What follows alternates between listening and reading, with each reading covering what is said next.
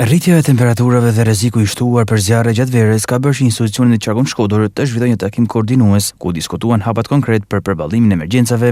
Fokusi u vendos tek rritja e kapaciteteve operacionale si në burime njerëzore ashtu edhe në pajisje për të përballuar çdo situatë të mundshme gjatë sezonit veror.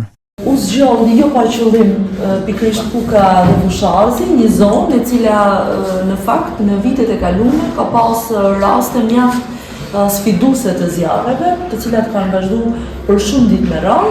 E megjithatë janë përballuar me mjaft sukses falë bashkëpunimit ndërinstitucional dhe në mënyrë të padiskutueshme falë angazhimit shumë korrekt dhe rigoros të gjithë strukturave të shërbimit zjarfikës, por edhe atyre të emergjencave civile. Shërbimi zjarfikës tjetë tashmë ne këtu sot zhvillojmë një takim në pas të një plani pune, i cili është miratuar nga sekretari i përgjithshëm i Ministrisë Punëve të Brendshme në bashkëpunim dhe koordinim me të gjitha strukturat vizpatuese që fillojnë që nga prefektura në rang prefekture, por dhe në rang bashkie.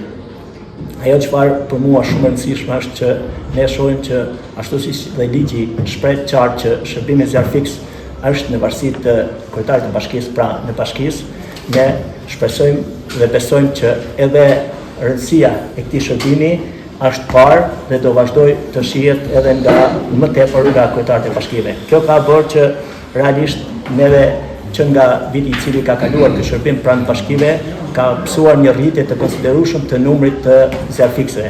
Ne kemi në 2016 kemi trashëguar një numër gati 850 zjarfikës. Sot jemi në numër total 1250 para shumë të këtij numri, pra të punojës të shërbimit zjarfikës profesional.